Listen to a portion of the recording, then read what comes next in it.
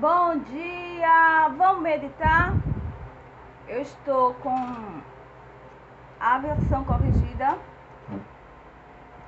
A passagem bíblica é 1 Samuel, 2 versículos, o 10 e também o 15, como referências. Diz assim a palavra: ela, pois, com amargura de alma, orou ao Senhor e chorou abundantemente. 15. Porém Ana respondeu e disse: não, Senhor meu, eu sou uma mulher atribulada de espírito. Nem vinho, nem bebida forte tenho bebido, porém tenho derramado a minha alma perante o Senhor. Amém? Essa mulher é a personagem de hoje. Essa é uma das passagens bíblicas mais pregadas do Antigo Testamento. E não é por um acaso, óbvio. Ana, ela é uma referência em vários aspectos, de fé, perseverança e humilhação. Ela estava num momento delicadíssimo da vida dela. É bom nós nortearmos o contexto social que Ana estava inserida. O contexto social judaico incumbia a Ana a obrigatoriedade de dar à luz. O contexto cultural judeu, ele tinha como a missão delegada à mulher ela gerar herdeiro para o seu varão, para o seu marido. O marido da mulher, ele tinha que ter uma herdade, ele tinha que deixar sucessores. E se isso não acontecia, a responsabilidade era imputada àquela mulher. Independente. Não havia nem sequer a mínima possibilidade de ser cogitada o fato do varão ser estéril e não a varoa. A varoa, ela era responsável por seu marido não deixar filhos. Não podemos, em hipótese alguma, cometer equívocos, que é muito comum, em dizer que a dor de Ana era ter uma rival. Não, porque também fazia parte do contexto social judaico o marido poder ter concubinas. Olha o que aconteceu com Jacó. Era notório. Havia ali a possibilidade do varão ter uma segunda esposa. Era o que acontecia com o marido de Ana, o Eucana. Eucana tinha uma segunda esposa chamada Penina, que a ele já lhe deu filhos. Só que a parada aqui era a seguinte: o Eucana, ele afetivamente era bem mais ligado a Ana. Sentimentalmente, o seu amor era demonstrado através das porções que ele dava a Ana de comida. Ele mostrava assim, dando 10 vezes mais a Ana. É um lance meio complicado, porém é os olhos da fé que nos faz entender. Se nós formos olhar essa conjuntura social em épocas como hoje, nenhuma mulher queria uma porção 10 vezes mais para ter dividido o amor do seu esposo. Óbvio. E principalmente se ele fosse tão pretensioso pretencioso como Eucana.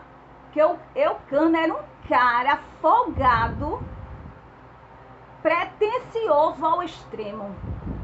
Ele via a amargura e a depressão extrema que a esposa dele passava e ele subestimava aquela dor.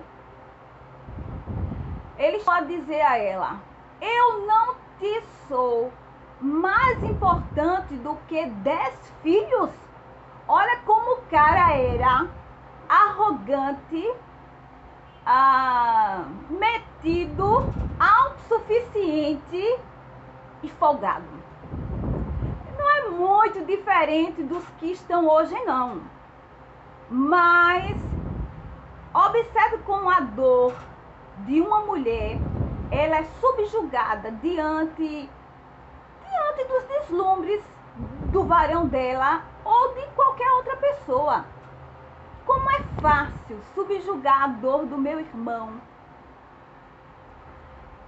Mas você me tem, no caso de Ana, em relação a Eucana. Mas eu te sou por completo. E mais ainda, eu sou até mais importante do que 10 filhos. Ora, e a dor daquela mulher? E todo o conflito que ela sentia de ser cobrada. E mais, o problema não era a rival existir, o problema era o tipo de rival. A Penina era aquela mulher provocadora e ela se enciumava porque ela sabia que o marido dela, que também era marido, não é amante, nós não podemos dizer essa expressão. A Penina não era um amante, a Penina era também uma esposa. Então, a Penina, se vendo enciumada por estar em detrimento ali subjugada ao amor que o marido dela sentia pela primeira esposa, a Ana, ela ficava irada. Ela provocava. Ela provocava. Vamos ler um versículo anterior que diz assim, lá no versículo 6. E a sua competidora excessivamente a irritava para a embravecer, porquanto o Senhor lhe tinha cerrado a madre. Óbvio, se eu sei que aquilo que eu tenho de diferencial com a minha rival é o fato de eu poder parir, então era o que ela usava para subjugá-la. Ela causava simplesmente o terror emocional em Ana. Penina era safada, provocadora, e o que ela queria? Que a Ana perdesse a razão. Ela lhe irritava excessivamente, porque ela queria que Ana demonstrasse ali ira, fúria. E é assim que os nossos adversários fazem. É assim que Satanás manipula-os. Se ele sabe, óbvio, aquilo que mais lhe provoca, aquilo que mais causa em você fragilidade, o diabo sabe a sua vulnerabilidade, a minha vulnerabilidade. Somos seres humanos. E o que ele faz? Ele vai naquele seu caderninho. O diabo não tem atributos divinos como onisciência, onipotência, onipresença. Satanás, ele coloca os seus demônios que estão ao nosso derredor e ele fica lá, anotando, toda uma observação. Você acha que o inimigo vai atingir você aonde? Naquilo que mais você é vulnerável. Você acha que o adversário, ele vem com planos bem mal planejados? Não. Ele estuda e estuda e estuda.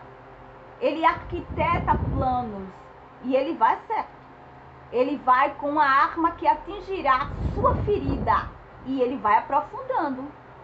vai aprofundando até ver, eu vou conseguir.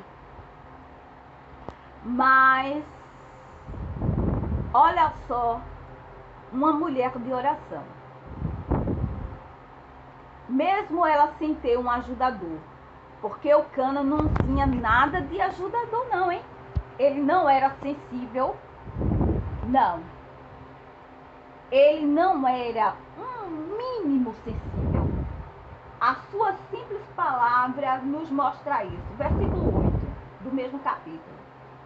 Então Eucana, seu marido, lhe disse: Ana, por que choras? Entende? Tipo, mulher, deixa de ser dramática. E por que não comes?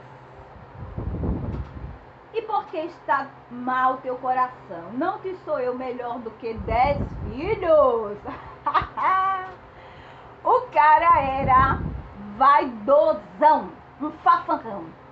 Tudo bem, estava lá Ana, diante de uma adversária forte, provocadora, manipuladora, cheinha de maldade, desleal.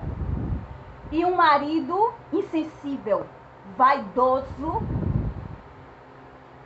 e perversinho. O que ela faz? Ela faz o que toda mulher deve fazer. O que eu, você. Ela fez o que todo ser humano deve fazer. Independente da causa, da circunstância e do contexto social. Ir lá, orar. Orar aos pés do Senhor. Quando pensamos que a luta está grande, aí vem outro cego de guia. Mas não é irônico? A mulher já estava em meio a um dilema, numa deprê. A mulher não comia mais. Foi isso que o marido dela disse: você não come, você só chora. Ela não respondeu a ele nada, ela ignorou. Porque o que nós temos que fazer não é dialogar com os nossos oponentes. E muito menos dar satisfação para pessoas insensíveis. No caso dela, o próprio cônjuge. Ela vai se explicar para quem não quer explicação ou não está disposto a ouvir e compreender. A boca fala o que o coração está cheio. Ana estava ali, diante de um homem que era um iceberg, uma grande pedra de gelo. Então ela foi se derramar. Mas vem mais insensibilidade. Agora, do sumo sacerdote, o Eli, cego de guia, sabe aquela cunho de religiosidade que existe hoje, tão patente como na época de Ana? É muita gente se preocupando com uma aparência ou com aquilo que alguém demonstra no falar, no olhar. Era o Eli. Oh, que cara! Cego. Ele estava lá, perto das colunas, só sacando qual era de Ana. Mas a mulher estava com angústia tão intensa que ela não conseguia dizer uma palavra. Porque era costume, como nós temos costume, de orar. Às vezes até em voz alta. Pois bem, ele não perdeu a chance. Chegou lá e lhe acusou. Fez uma afirmação violenta para sangrar mais aquela alma ferida. Essa hora, mulher, chegou lá, foi olhar pro reloginho. Essa hora, cheia de cana, mulher. Aí Ana rodou a baiana. Ana